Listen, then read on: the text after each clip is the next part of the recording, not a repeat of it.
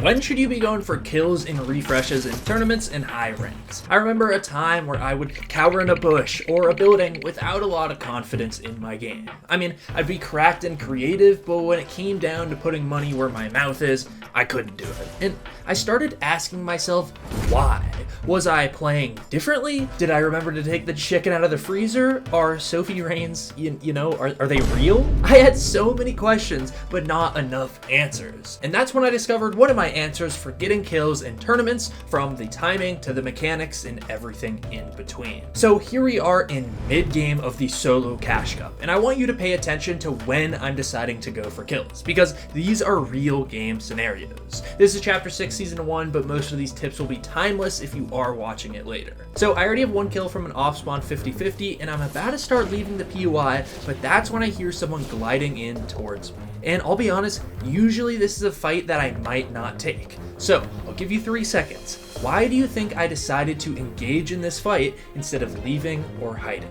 If you guessed the slurp truck, then you are right. When I looked into the air, this guy didn't seem to be pointed towards me. He looked pointed towards his goal, being the slurp truck. Now, my assumption in that point was anyone beelining for the slurp truck must not have full health or full shield, so that meant I probably had the advantage over him. And that is your first tip for deciding on mid-game fights. Do you actually have a reason to fight it other than, say, points? Most of the time, this question will come down to if you have the health advantage over them, or if you know they have an item that you'll need, such as the Void Mask. So this guy going for the slurp truck and in the air defenseless made that decision for me. Yes, I have a reason to fight this. So after a few good shots on him, I was certainly in the health advantage and started the build fight. So there was a point in the fight where he threw his Void Mask orb, and I thought he teleported away, but just to be sure, I started smacking on his wall, and we actually traded big damage since he was still there. Because of this, I went back down to the slurp truck, refueled my health, and then went to chase him down, and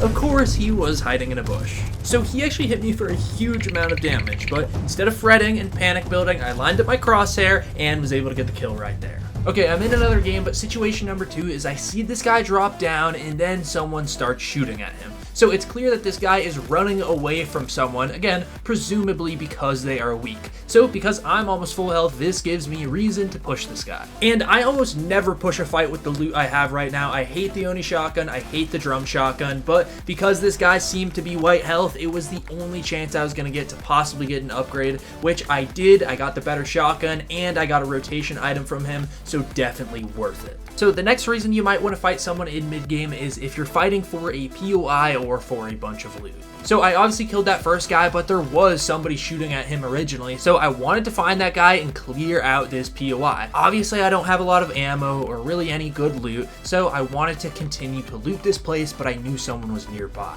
So I get up onto his wall, and once I hit him for more damage than he hits me for, I know it's time to start aggressively W-keying this guy. I get through a couple of his walls and finish him off for a big kill, and look at that, he had a purple pump, the Void Oni Mask, some big pots. It was the best mid-game kill you could ask for. Okay, so I have full health again, pretty good endgame loot, and I'm in a good position on high ground. So I decided to shoot this guy. If I didn't get any big damage, I would not have pushed. I was honestly kind of mad that I got a lot of damage because it felt like I would have been giving up a kill if I didn't push. So now I'm putting myself in a risky scenario, which I don't like. That is not ideal, but because I gave myself enough of a reason to push, I'm doing it. You know, you do need points in solo cash cups. You do need to go for kills, and it's not my favorite thing to do, but when it comes down to it, you have to do it sometimes. And I kind of phased through this guy's wall, and I am able to get the kill. So I was running back to my little mountain box from that last guy, and then I saw, of course, a build fight nearby, and I beamed this guy and kill him. So obviously happy that I got the kill, nothing too special there, but I gave myself another reason to push this fight. Of course, I was third partying, got one of them, so now there's just one person left, but this was stupid. I didn't hit the other guy for any damage at all. He could have been full health, and I still went in regardless. My reason and justification for doing this was to get the loot pile from the other guy and kind of turn this into a W key game since I already have 4 kills, and it was stupid, but somehow I was able to get the kill. Okay, now let me show you situations in which it's probably good to disengage from a fight and not fully go for the kill. Then we'll move on to refreshes and endgame after that. Okay, so as you can see, I already have 2 kills. These were 2 kind of just off-spawn kills, and a third person is already pushing me. I just took a lot of damage. I'm trying to heal back up to at least 150, and this guy is on me. So I'm running out of ammo, I'm running out of mats, and I'm running out of meds, so I don't have a lot of reason to actually go for this fight and to try to kill this guy, except for just trying to get him off of me. A second guy then beams me, and now I'm in another third-party fight, and because those 2 people are now, in limits with each other in fighting, it gives me a good opportunity to back off. And like a charm, I'm able to heal back up and refarm some more mats for endgame. Okay, so now we're moving on to the endgame and refreshes part of the video, which I think this topic could totally make for its own video, so of course let me know if you want that, and if I do eventually make it, then make sure you're subscribed into the channel to see it. I mean, invest now, it'll only help your gameplay. Okay, so I'm beginning my rotate, and I actually am going on foot since I'm on the edge of zone, staying alongside the outside. And as you can see, I'm just passively looking for potential refreshes. I'm shooting at people who have their backs exposed, looking at people who are editing their walls open, and I'm just passively looking because I still have around 250 materials altogether. And of course, most of that is metal, which can be used to make hard boxes, so I'm not too stressed. However, 200, even if it is hard materials, is not that much, so instead of doing like these easy void mask rotations, I'm going on to height, I'm looking around, I'm running around if there are people that I can potentially frag. And because I'm not using the void mask, I'm actually going through old boxes so I can conserve a little bit of that metal and not use up all my charges. Okay, so look at me go. I literally only have like 18 builds here, but I'm not too stressed. I'm sticking to edge zone, which means I don't have to spend as many mats, and I'm following the philosophy that kills will come to me. It's what I've heard from a lot of the best Fortnite coaches that are coaching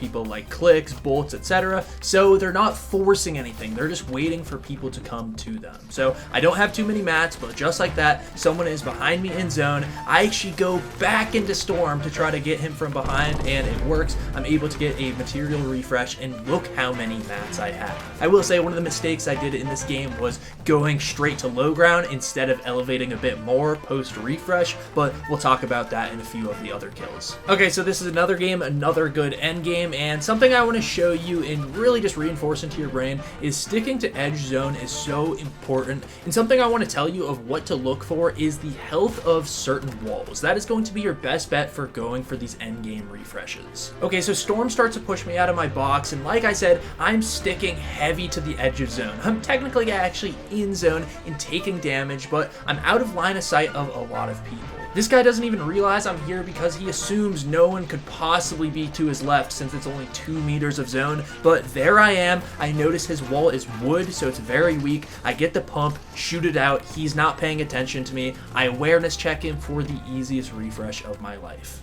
Okay, so as you can see what I'm doing now, what I didn't do on the last one is I am elevating for height. That is the absolute first thing you want to do once you get a bunch more mats in endgame is just go up. I realize I still have hard mats, I'm in moving zone, so I can actually get a pretty sturdy sky base going here, as well as once I finally get onto wood, which I do here in a second, is I can just start double layering cone floor and be up there for a long time. Okay, so at this point in the game, I'm actually not trying to go for refreshes at all. That would actually be a detriment to what I'm trying to do, which is now win the game. Of course, you can still go for kills by spraying down and trying to hit people, but the point of a refresh being a refresh is you get the mats from it. So that's exactly kind of what happens here. I go for the kill, but I don't go for the mats. So that guy tried to teleport up. I actually do end up getting the kill confirmation on him, so 4 kills on the game, but I'm not able to go for those mats. Okay, I know I'm yapping about strategy too much for a video about getting kills, but if you do want to hear more about how to play these endgames, take a look at this video where I break down the last person to qualify for the Cash Cup Finals, or in other words, the absolute lowest threshold of points you can do it with,